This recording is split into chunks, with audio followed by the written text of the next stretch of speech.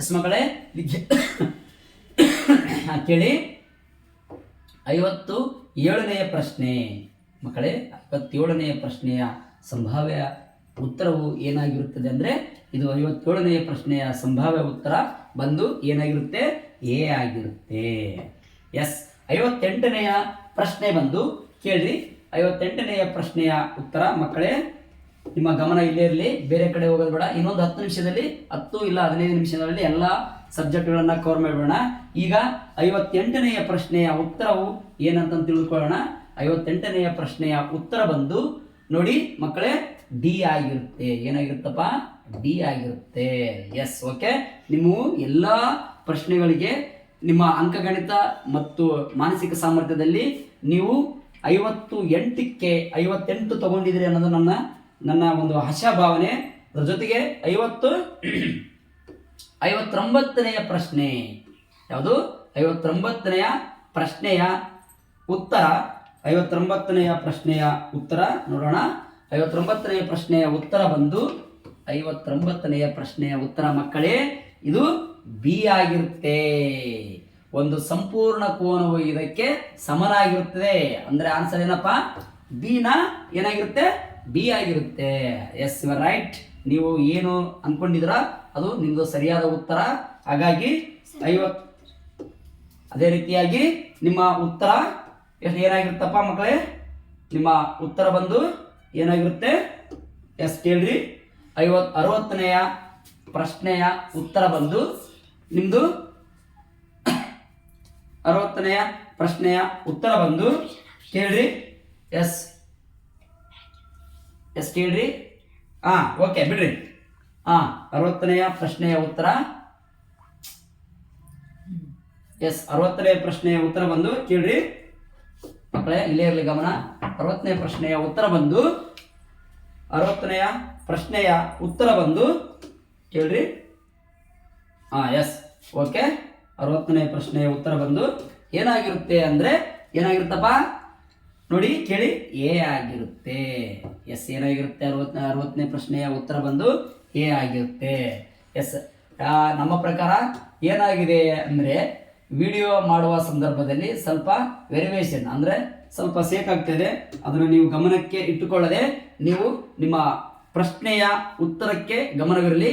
ಅದನ್ನು ಬಿಟ್ಟು ಬೇರೆ ಏನ್ ಮಾಡ್ತಾ ಇದಾರೆ ನಿರುಪಾದಿ ಸರ್ ಏನ್ ಮಾಡ್ತಾರೆ, ಸಕ್ಸಸ್ ಕೋಚಿಂಗ್ ಅಕಾಡೆಮಿ ಅವರು ಏನ್ ಮಾಡ್ತಾ ಇದಾರೆ ಅಂತ ಅದನ್ನ ಭಾವಿಸದೆ ನೀವು ನೇರವಾಗಿ ನಿಮ್ಮ ಉತ್ತರಕ್ಕೆ ಗಮನವಿರಲಿ.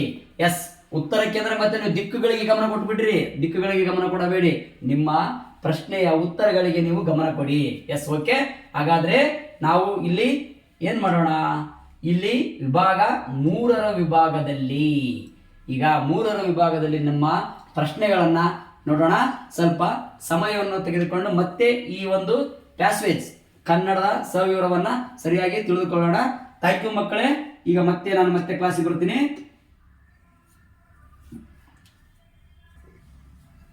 ಎಸ್ ಮಕ್ಕಳೇ, ಈಗ ಭಾಷೆ ಪರೀಕ್ಷೆ ಅಂದ್ರ ಕನ್ನಡ ಏನೋ ಒಂದು ವಿಷಯವನ್ನ ಕೊಟ್ಟು ಒಂದು ವಿಷಯವನ್ನು ಕೊಟ್ಟು ಆ ವಿಷಯದಲ್ಲಿರ್ತಕ್ಕಂಥ ಪ್ರಶ್ನೋತ್ತರಗಳನ್ನ ತಿಳಿದುಕೊಳ್ತಕ್ಕಂಥ ಕನ್ನಡದ ಒಂದು ಪದಗುಚ್ಛಗಳನ್ನು ಒಳಗೊಂಡಿರ್ತಕ್ಕಂಥ ಒಂದು ಯಾವುದೋ ಒಂದು ವಿಚಾರವನ್ನ ಐತಿಹಾಸಿಕ ವಿಚಾರಗಳನ್ನ ನೀಡಿರ್ತಕ್ಕಂಥ ಈ ಕನ್ನಡ ಭಾಷಾಭ್ಯಾಸದ ಭಾಷೆ ಪರೀಕ್ಷೆಯ ಒಂದು ಒಂದೊಂದು ಪ್ಯಾರಾಗ್ರಾಫವನ್ನು ಕೊಟ್ಟು ಅದಕ್ಕೆ ಅಲ್ಲೇ ಉತ್ತರವನ್ನು ಕೊಟ್ಟಿರ್ತಾರೆ. ಇಲ್ಲಿ ನೋಡಿ ಕೊಟ್ಟಿದ್ದಾರೆ ನೋಡಿ ಮಕ್ಕಳೇ, ಕೇಳಿ ಇಲ್ಲಿ.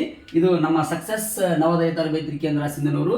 ನಮ್ಮ ಮೊಬೈಲ್ ನಂಬರ್ ಬಂದು 96 11 20 70 52. ಅದ್ರ ಜೊತೆಗೆ ಮತ್ತೊಂದು ನಂಬರ್ ಬಂದು 96 11 26 70 52. ಈ ನಂಬರಿಗೆ ನಿಮ್ಮ ಪ್ರಶ್ನೆಯ ಉತ್ತರಗಳನ್ನು ಇಲ್ಲಿ ನೋಡೋದ್ರಲ್ಲದೆ ನಿಮಗೆ ನೇರ ಮೊಬೈಲ್ ನಂಬರ್ ಅಲ್ಲಿ ನೀವು ಫೋನ್ ಮಾಡಿದ್ರೆ ನಿಮಗೆ ಉತ್ತರವನ್ನು ನೀಡುತ್ತೇವೆ. ಈಗ ನಾವು ಭಾಷಾ ಪರೀಕ್ಷೆಗೆ ಸಂಬಂಧಪಟ್ಟಂಗೆ ನಾವು ಇಲ್ಲಿ ಏನ್ ಮಾಡೋಣ ಅಂದ್ರೆ ಮಕ್ಕಳೇ, ವಾಕ್ಯವೃಂದದಲ್ಲಿರ್ತಕ್ಕಂಥ 20 ಪ್ರಶ್ನೆಗಳನ್ನ 20 ಪ್ರಶ್ನೆಗಳಿಗೆ 20 ಉತ್ತರಗಳನ್ನ ನಿಮಗೆ ನಾವು ನೀಡುತ್ತೇವೆ. ಅದ್ರ ಜೊತೆಗೆ ನೀವು ಕನ್ನಡವನ್ನ ಸುಲಲಿತವಾಗಿ ಏನು ನೆಕ್ಸ್ಟ್ ಅಧ್ಯಾಯದಲ್ಲಿ ಒಂದು ವಿಡಿಯೋದಲ್ಲಿ ನಿಮಗೆ ಕನ್ನಡದ ಸುಲಲಿತವಾಗಿ ಎಲ್ಲಾ ಪ್ರಶ್ನೆಗಳಿಗೆ ಉತ್ತರವನ್ನು ನೀಡ್ತೇವೆ. ಈಗ ಸಮಯದ ಅಭಾವ ಇರುವುದರಿಂದ ನಿಮಗೆ ಮಕ್ಕಳಲ್ಲಿ ಕೇಳಿ ನಿಮ್ಗೆ ಏನ್ ಮಾಡ್ತಾ ಇದೆ ಅಂದ್ರೆ ಇದಕ್ಕೆ ಸಂಬಂಧಪಟ್ಟಂಗೆ ಉತ್ತರಗಳನ್ನು ಮಾತ್ರ ನಿಮಗೆ ನೀಡುತ್ತೇವೆ. ನೆಕ್ಸ್ಟ್ ಅಧ್ಯಾಯದಲ್ಲಿ ಕನ್ನಡವನ್ನ ಸುಲಲಿತವಾಗಿ ನಿಮಗೆ ಉತ್ತರಗಳನ್ನ ಎಕ್ಸ್ಪ್ಲೇನ್ಗಳ ಮೂಲಕ, ಅದು ಬಹಳ ಮುಖ್ಯ ಕೇಳಿ ಮಕ್ಕಳೇ, ಎಕ್ಸ್ಪ್ಲೇನ್ಗಳ ಮೂಲಕ ಪ್ರತಿಯೊಂದು ಪದ ಮತ್ತು ಇತಿಹಾಸದಲ್ಲಿರ್ತಕ್ಕಂಥ ಅದು ಹೋಗಿರ್ತಕ್ಕಂಥ ಘಟನೆಗಳನ್ನ ಕೂಡ ನಾವು ಪ್ರತಿಯೊಂದನ್ನು ಸವಿವರವಾಗಿ ನೀಡುತ್ತೇವೆ. ಈಗ ಸಮಯದ ಅಭಾವ ಇರೋದ್ರಿಂದ ನಾವು ಮಕ್ಕಳೇ ಕನ್ನಡದ ಪ್ರಶ್ನೋತ್ತರಗಳನ್ನು ನೋಡೋಣ. ಮೊದಲನೆಯ ಪ್ರಶ್ನೆಯ ಉತ್ತರಗಳನ್ನು ಈ ಕೆಳಗಿನಲ್ಲಿ ಇರುತ್ತವೆ ಮಕ್ಕಳೇ. 61ನೆಯ ಪ್ರಶ್ನೆ ಕೇಳಿ ಮಕ್ಕಳೇ, 61ನೆಯ ಪ್ರಶ್ನೆ. 61ನೆಯ ಪ್ರಶ್ನೆಯ ಉತ್ತರ ಏನಾಗಿರುತ್ತದೆ ಮಕ್ಕಳೇ ಕೇಳೋಣ.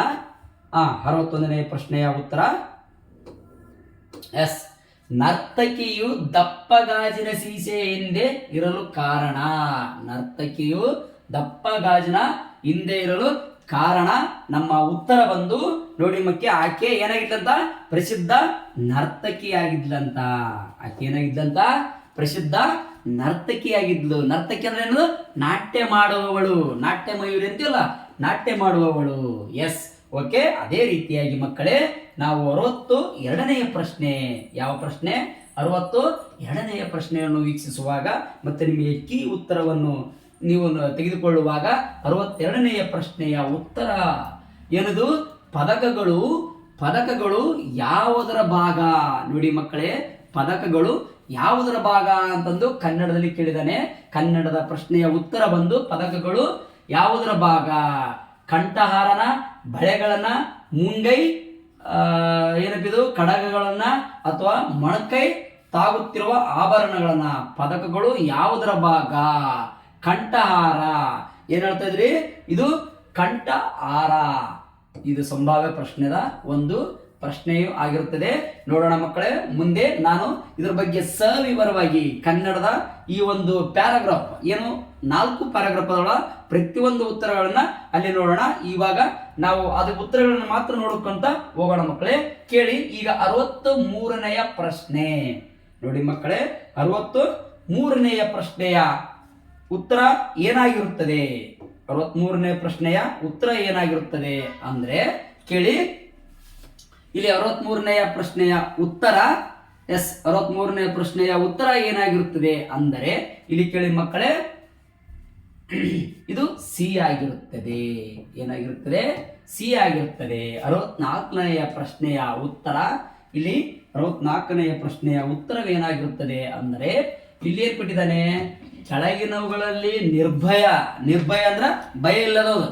ಏನಂದ್ರೆ ನಿರ್ಭಯ ಅಂದ್ರೆ ನನಗೆ ಯಾವುದೇ ಭಯ ಇಲ್ಲಪ್ಪ. ಈಗ ನೋಡಿ ಮಕ್ಕಳು, ಇವತ್ತು ನೀವು ಎಕ್ಸಾಮ್ ಬರೆದ್ರಿ, ಓದಿದ್ವಿ, ಬರ್ದಿದ್ವಿ, ತಿಳ್ಕೊಂಡಿದ್ವಿ, ಸರ್ ಹತ್ರ ನಾವು ಏನ್ ಮಾಡಿದ್ವಿ, ಒದಕೆ ತಿದ್ದಿದ್ವಿ, ಚಂದ ಕಲ್ತಿದ್ವಿ ಅಂತಂದ್ರೆ ಯಾವುದೇ ಇದಕ್ಕೆ ಭಯ ಇರಲ್ಲ. ಎಸ್, ನಿರ್ಭಯ ಅಂದ್ರೆ ಏನಪ್ಪ? ಭಯ ಇಲ್ಲದವರು. ಎಸ್, ಅದೇ ರೀತಿಯಾಗಿ ನಾವು ಎಕ್ಸಾಮ್ ಬರೆಯುವಾಗ ಅಡ್ರು ತೊಡಬಾರ್ದು. ಹಾಗಾಗಿ ನಿರ್ಭಯ ಪದಕ್ಕೆ ಪರ್ಯಾಯವಲ್ಲದ ಪದ ಯಾವುದು? ಎಸ್, ನಿರ್ಭಯ ಪದದ ಎಸ್ ನಿರ್ಭಯ ಪದದ ನಿರ್ಭಯ ಪದದ ಪರ್ಯಾಯವಲ್ಲದ ಪದ ಯಾವುದು? ನಿರ್ಭಯ ಪದಕ್ಕೆ ಪರ್ಯಾಯವಲ್ಲದ ಪದ, ನಿರ್ಭಯ ಪದಕ್ಕೆ ಪರ್ಯಾಯವಲ್ಲದ ಪದ ಯಾವುದು? ಅಂದ್ರೆ ಪರ್ಯಾಯ ಇಲ್ಲದ್ದು ಯಾವುದು ಅಂತ ಹೇಳ್ತಾರೆ? ಪರ್ಯಾಯವಲ್ಲದ್ದು ಯಾವುದು ನೋಡಮ್ಮ. ಎದುರುನ, ಸಾಹಸನ, ಪರಾಕ್ರಮನ, ಧೈರ್ಯ. ನಿರ್ಭಯ ಪದಕ್ಕೆ ನಾವು ಉತ್ತರ ಯಾವುದು ಗೊತ್ತಾ? ಸರಿಯಾದ ಉತ್ತರ ಎದುರು. ಯಾಕಂದ್ರೆ ನಿರ್ಭಯ ಪದಕ್ಕೆ ಪರ್ಯಾಯವಲ್ಲದ, ಪರ್ಯಾಯ ಅಲ್ಲದ, ಹೌದಾ? ಅದು ಸೇಮ್ ಇರೋದು. ನಿರ್ಭಯ ಅಂದ್ರೆ ಏನಪ್ಪಾ? ಭಯ ಇಲ್ಲದು. ಭಯ ಅಂದ್ರೆ ಭಯ, ನಿರ್ಭಯ ಅಂದ್ರೆ ಭಯ ಇಲ್ಲದ್ದು. ಅಂದ್ರೆ ಅದ ಅರ್ಥ ಏನಪ್ಪ? ಇದು ಉತ್ತರ ಅಲ್ಲ. ನಮ್ಮ ಉತ್ತರ ಯಾವ್ದಪ್ಪ? ಧೈರ್ಯ. ಎಸ್, ಉತ್ತರ ಏನಪ್ಪ? ಧೈರ್ಯ. ಎಸ್, ಇದು ಕನ್ಫ್ಯೂಸನ್ ಇದ್ರೆ ನೋಡ್ಕೊರಿ. ನಿರ್ಭಯ ಪದಕ್ಕೆ ಪರ್ಯಾಯವಲ್ಲದ ಪದ ಅಂದ್ರೆ ಪರ್ಯಾಯ ಅಲ್ಲದ್ದು. ನಿರ್ಭಯ ಅಂದ್ರೆ ಭಯ ಇಲ್ಲದು ಅಂತ ಅರ್ಥ, ಆಯ್ತಾ? ಹಾಗಾಗಿ ಇದು ಸೇಮ್, ಅದೇ ಸೇಮ್ ಇರೋದು ಯಾವ್ದು? ನಿರ್ಭಯದ ಧೈರ್ಯ. ಧೈರ್ಯ ಇರೋದು, ಎದುರುವುದಂತಲ್ಲ. ಎಸ್, ನೋಡೋಣ, ಆಮೇಲೆ ಮತ್ತೆ ಚರ್ಚೆ ಮಾಡೋಣ. ಓಕೆ ಮಕ್ಕಳೇ, ಈಗ 66ನೇ ಪ್ರಶ್ನೆ. ಎಸ್, 66ನೇ ಪ್ರಶ್ನೆಯಲ್ಲಿ ಇಲ್ಲಿ ಕಲಾಕೃತಿ ಶಬ್ದದ ಅರ್ಥ. ಕಲಾಕೃತಿ ಶಬ್ದದ ಅರ್ಥ ಕಲೆಗಳಿಗೆ ಸಂಬಂಧಿಸಿದ ಸಂಗತಿನ, ಮಾನವ ನಿರ್ಮಿತ ಕಲೆಗಳ ನಮೂನೆಗಳನ್ನ, ಭೂಮಿಯಿಂದ ಅಗೆದು ತೆಗೆದ ವಸ್ತುಗಳನ್ನ, ಕಂಚಿನ ಪ್ರತಿಮೆಗಳನ್ನ. ಎಸ್, ಕಲೆಗಳಿಂದ ಸಂಬಂಧಿಸಿದ ಸಂಗತಿನ. ಕಲಾಕೃತಿ ಶಬ್ದದ ಅರ್ಥ, ಕಲಾಕೃತಿ ಶಬ್ದದ ಅರ್ಥ, ಏನು ಅಂದ್ರೆ ಮಕ್ಕಳೇ ಕಲೆಗಳಿಂದ ಸಂಬಂಧಿಸಿದ ಸಂಗತಿ, ಅಥವಾ ಕಂಚಿನ ಪ್ರತಿಮೆಗಳ? ಎಸ್, ಇಲ್ಲಿ ನಿಮ್ಮ ಆನ್ಸರು ಏನಾಗಿರುತ್ತೆ? ಎ ಆಗಿರುತ್ತೆ. S, okay. ಅಲ್ಲಿ ಪ್ಯಾರಾಗ್ರಾಫ್ ಅಲ್ಲಿ ನೋಡುವಾಗ ಗೊತ್ತಾಗುತ್ತೆ ಪ್ರತಿಯೊಂದು ಉತ್ತರಗಳು ಸಿಗ್ತಾವ ಮಕ್ಕಳೇ. ಅದನ್ನ ಚೆನ್ನಾಗಿ ಓದಿಕೋಬೇಕು. ಈಗ ಎಲ್ಲ ಓದಿಕೆ ಕೂತ್ಕೊಂಡ್ರೆ ನಮ್ಗೆ ಸಮಯ ಇಲ್ಲ, ಆಯ್ತಾ? ನಿಮಗೆ ಉತ್ತರ ಏನ್ ಬೇಕು ಅದು ಉತ್ತರವನ್ನು ಹೇಳಿದ್ದೇವೆ. ಎಸ್, 1, 2 ನಮ್ಮ ಕಡೆಯಿಂದ ಸಂಭಾವ್ಯ ಪ್ರಶ್ನೆಗಳಲ್ಲಿ ಹೆಚ್ಚು ಕಡಿಮೆ ಆಗ್ಬೋದು. ಬಟ್ ನೀವು ಸಕ್ಸಸ್ ಮ್ಯಾನ್ ಆಗ್ತೀರಿ. ಸಕ್ಸಸ್ ಅಕಾಡೆಮಿ, ಕೋಚಿಂಗ್ ಅಕಾಡೆಮಿಯ ಒಂದು ಪ್ರಶ್ನೋತ್ತರಗಳು ನಿಮಗೆ ಸಕ್ಸಸ್ ಅನ್ನ ಸಿಗಲಿ ಅನ್ನೋದು ನಮ್ಮ ಆಶಾಭಾವನೆ. ಎಸ್, ಅದ್ರ ಜೊತೆಗೆ ಇಲ್ಲಿ ನಾವು ಏನ್ ಮಾಡ್ತೀವಿ? ವಾಕ್ಯವೃಂದ 2 ಏನ್ ಮಾಡ್ತಾ ಇದ್ವಿ? ವಾಕ್ಯವೃಂದ 2ರ ಸಂಭಾವ್ಯ ಪ್ರಶ್ನೆಗಳು ಯಾವುವು ಅಂತ ನೋಡುವಾಗ ಕೇಳ್ರಿ ಮಕ್ಕಳೇ. ಎಸ್, 66ನೆಯ ಪ್ರಶ್ನೆ ಏನಿದು? 66ನೆಯ ಪ್ರಶ್ನೆ. 66ನೇ ಪ್ರಶ್ನೆಯ ಉತ್ತರ: ಹೂಗಳು ಅನೇಕ ರೀತಿಯಲ್ಲಿ. ಹೂಗಳು ಅನೇಕ ರೀತಿಯಲ್ಲಿ ನೀಡುವುದು. ಹೂಗಳು ಅನೇಕ ರೀತಿಯಲ್ಲಿ ನೀಡುವುದು, ಉಪಯುಕ್ತವಾಗಿವೆ, ಮಾರಲಾಗುವುದು ಮತ್ತು ಹಾನಿಕರವಾಗುವುದು. ಇದರ ಉತ್ತರ ಬಂದು ಏನದು? ಹೂಗಳು ಅನೇಕ ರೀತಿಯಲ್ಲಿ ಉಪಯುಕ್ತವಾಗಿವೆ, ಮತ್ತೆ ನೀಡುವುದು, ಮಾರಲಾಗುವುದು, ಹಾನಿಕರವಾಗುವುದು. ಇದರ ಉತ್ತರ ಬಿ ಆಗಿರುತ್ತದೆ. ಎಸ್, 67ನೆಯ ನಿಮ್ಮ 67ನೆಯ ಪ್ರಶ್ನೆಯ ಉತ್ತರ ಬಂದು 67ನೆಯ ಪ್ರಶ್ನೆಯ ಉತ್ತರ ಬಂದು ನೋಡೋಣ ಮಕ್ಕಳೇ. 67ನೇ ಪ್ರಶ್ನೆ: ಹೂಗಳು ಡ್ಯಾಶ್ ಇರುತ್ತವೆ. ವಿಧ ವಿಧದ ಆಕಾರದಲ್ಲಿರ್ತಾವ, ವಿಧ ವಿಧದ ಬಣ್ಣಗಳಿರ್ತಾವ, ವಿಧ ವಿಧ ಬಣ್ಣಗಳು ಮತ್ತು ಆಕಾರಗಳಿರ್ತಾವ, ಸಮಾನ ಆಕಾರಗಳಲ್ಲಿರ್ತಾವ. ಎಸ್, ಹಾಗಾದ್ರೆ ನಿಮ್ಮ ಪ್ರಶ್ನೆಯ ಉತ್ತರ ಬಂದು yes, very good, super. Yes, 67ನೆಯ ಪ್ರಶ್ನೆಯ ಉತ್ತರ ಸಿ ಆಗಿರುತ್ತದೆ. Yes, okay. ಅದೇ ರೀತಿಯಾಗಿ ನಿಮ್ಮ ಸರಿಯಾದ ಉತ್ತರವು ಸರಿಯಾಗಿದೆ. ನೀವು ಏನನ್ನ ಅನ್ಕೊಂಡಿದ್ದೀರಿ ಅದು ಸರಿಯಾಗಿದೆ. 68ನೆಯ ಪ್ರಶ್ನೆಯು ಬಂದು ಕೇಳ್ರಿ ಮಕ್ಕಳೇ. 68ನೆಯ ಪ್ರಶ್ನೆ ಬಂದಾಗ ನೋಡುವಾಗ 68ನೆಯ ಪ್ರಶ್ನೆ ಏನಾಗಿರುತ್ತದೆ ಮಕ್ಕಳೇ? ಕೇಳಿ.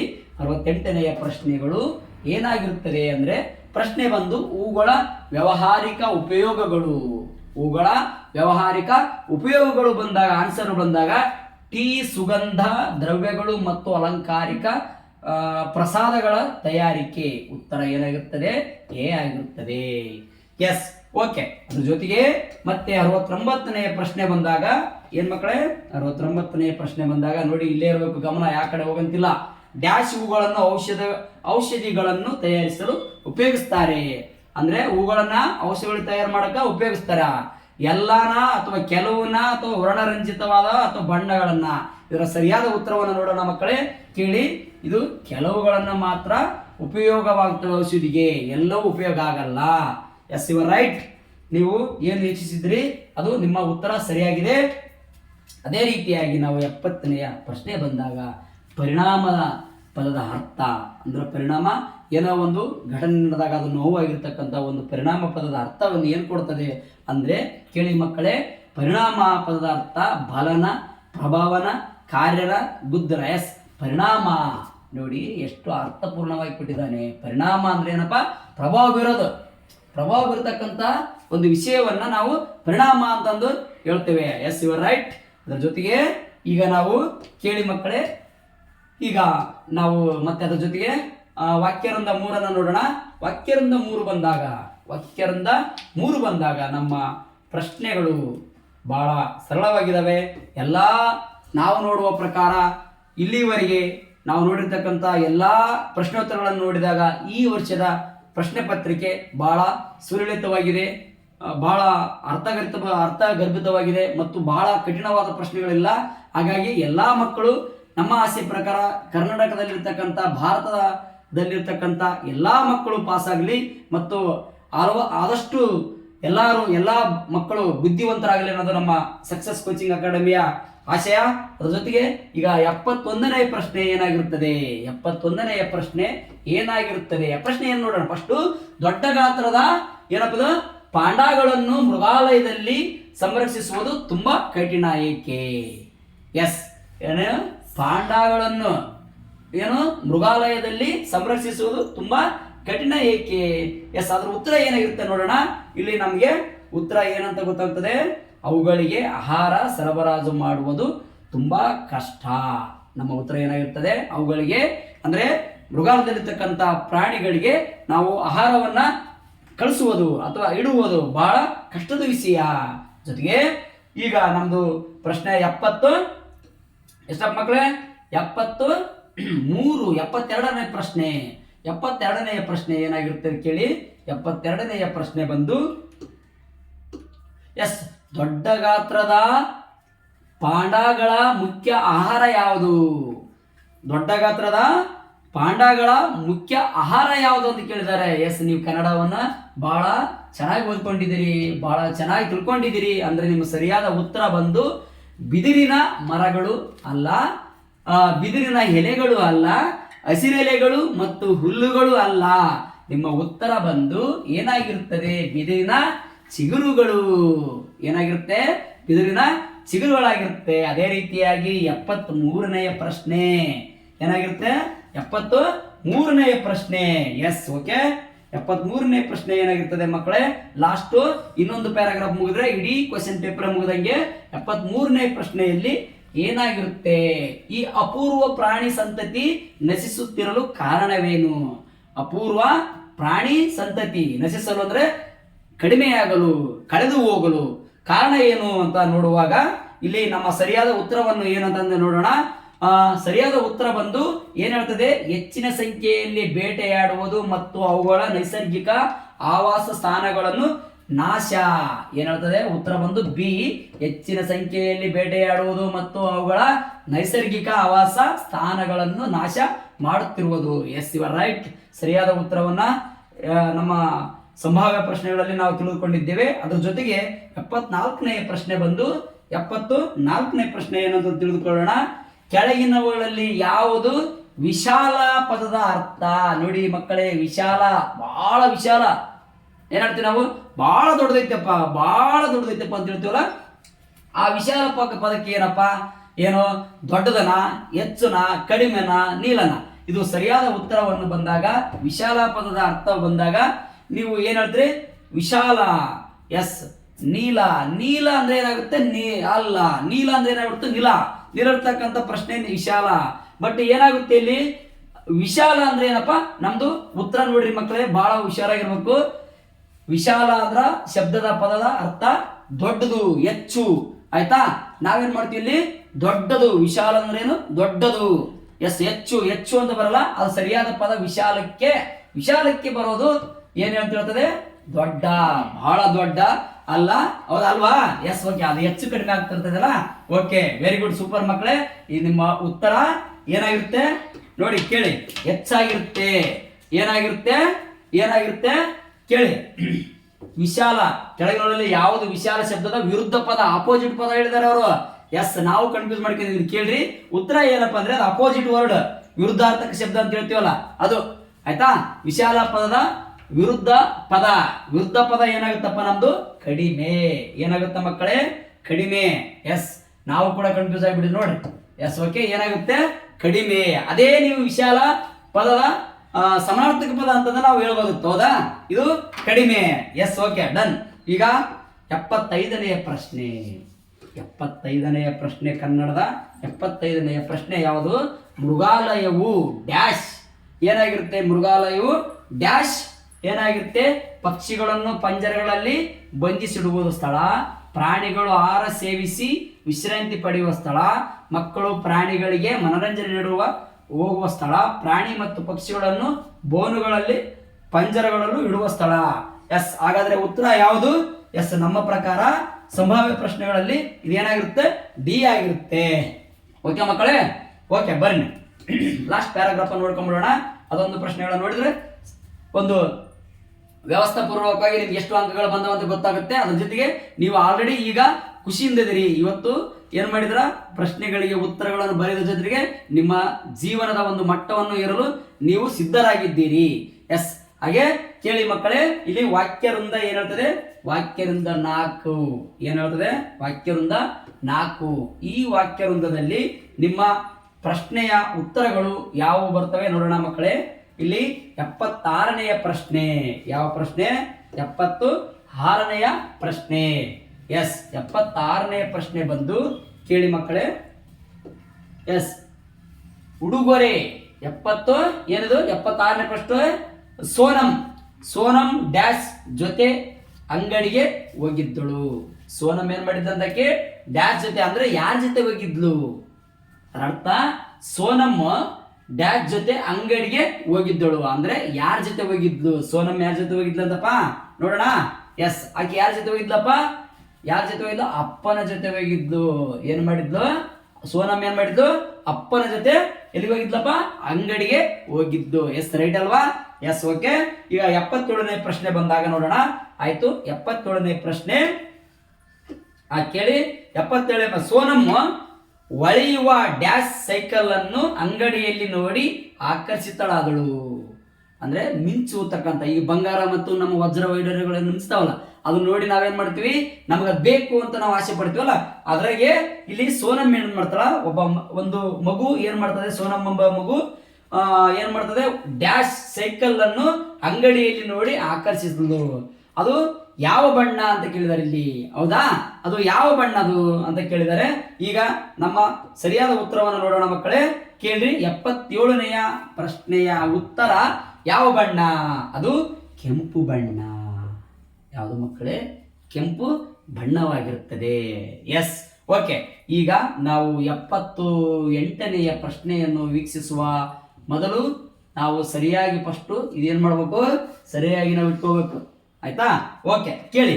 ಹಾಗಾದ್ರೆ 78ನೆಯ ಪ್ರಶ್ನೆ, ಸೋನಮ್ಗೆ ಆಕೆಯ ತಂದೆ ತಾಯಿಗಳು ಹೊಸ ಕೆಂಪು ಸೈಕಲ್ ಅನ್ನು ಯಾವುದಕ್ಕೆ ಉಡುಗೊರೆಯಾಗಿ ನೀಡಿದರು?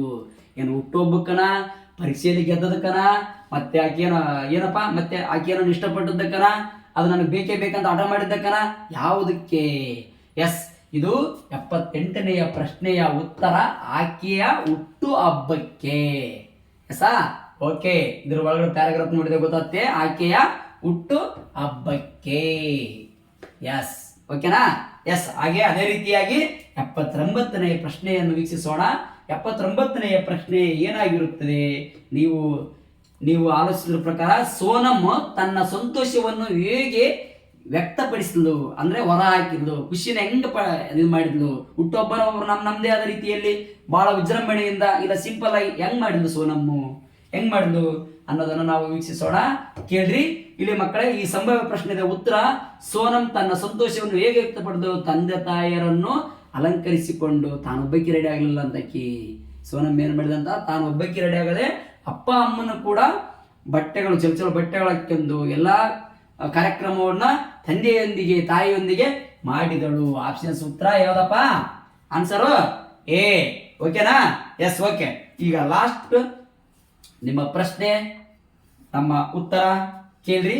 ಲಾಸ್ಟ್ ಪ್ರಶ್ನೆಯ ಉತ್ತರ ಏನಾಗಿರುತ್ತೆ ಅಂದ್ರೆ, ಲಾಸ್ಟ್ ಪ್ರಶ್ನೆಯ ಉತ್ತರ 80ನೆಯ ಪ್ರಶ್ನೆ ಆಶ್ಚರ್ಯ. ಏನಪ್ಪ ಇದು? ಆಶ್ಚರ್ಯ ಎಂಬ ಪದದ ಸಮಾನಾರ್ಥಕ ಪದ ಈಕ್ವಲ್ ಅಂದ್ರ ಸೇಮ್ ಇರೋದು, ಅದಕ್ಕೂ ಸೇಮ್ ಇರೋದು. ಇವು ಸಮಾನಾರ್ಥಕ ಪದಗಳನ್ನ ನಾವು ಆಲ್ರೆಡಿ ಕಲ್ತಿದ್ದೀವಿ. ಯಾಕೆ ಆಶ್ಚರ್ಯ ಎಂಬ ಸಮಾನಾರ್ಥಕ ಪದ ಏನಾಗಿರುತ್ತದೆ ಅಂದ್ರೆ, ನೆನಪುನ, ಏನು ವಿಸ್ಮಿತನ, ಅಘಾತನ, ಭಯಗೊಳ್ಳುನ.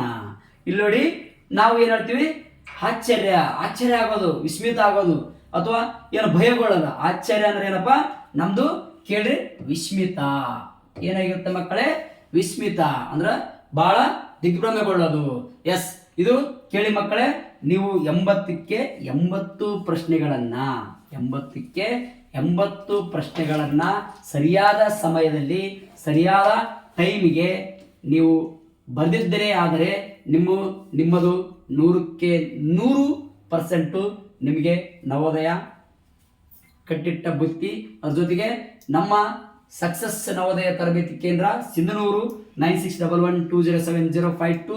ನಿಮಗೆ ಯಾವುದಾದರೂ ಹೆಚ್ಚಿನ ಮಾಹಿತಿಗಾಗಿ ಬೇಕಾಗಿದ್ರೆ, ಯಾವುದಾದ್ರೂ ಕೀ ಆನ್ಸರ್ನ ಕೇಳಬೇಕಾಗಿದ್ರೆ, ಅಥವಾ ನಿಮಗೆ ಯಾವುದಾದ್ರೂ ತೊಡರುಗಳಿದ್ರೆ ನೇರವಾಗಿ ನಮಗೆ ಫೋನ್ ಮಾಡಿ ನಿಮ್ಮ ಉತ್ತರವನ್ನು ಪಡೆದುಕೊಳ್ಳಬಹುದು. ಇಲ್ಲಿವರೆಗೆ ನಾವು ನಿಮಗೆ ನಮ್ಮದೇ ಆದ ಅಕಾಡೆಮಿಯಲ್ಲಿ ನಾವು ಏನು ಮಾಡಿದ್ದೀವಿ, ಸಕ್ಸಸ್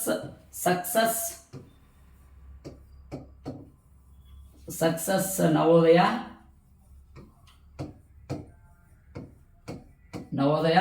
ತರಬೇತಿ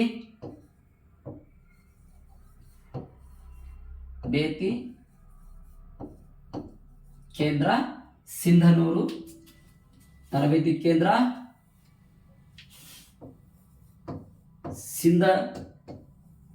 ಸಿಂಧನೂರಿನಿಂದ ಇದು ಈ ವಿಡಿಯೋ ಬಿಡುಗಡೆ ಆಗ್ತದೆ.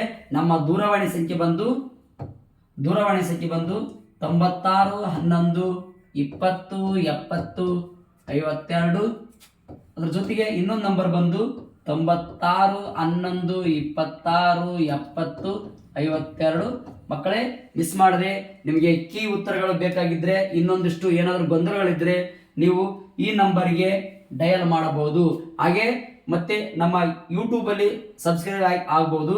ಮತ್ತೆ ಲೈಕ್ ಬಟನ್ನ ನೀವು ನಿಮಗೆ ಇಷ್ಟವಾಗಿದ್ರೆ ಈ ಲೈಕ್ ಬಟನ್ನ ನೀವು ಒತ್ತಬಹುದು ಅಂತೇಳಿ ಇಲ್ಲಿವರೆಗೆ ಈ ವಿಡಿಯೋವನ್ನು ವೀಕ್ಷಿಸಿದ್ದಕ್ಕೆ ನಿಮ್ಮೆಲ್ಲರಿಗೂ ಮತ್ತು ಪಾಲಕರಿಗೂ ನನ್ನ ಅಭಿನಂದನೆಗಳು. ನಮಸ್ತೆ ಮಕ್ಕಳೇ.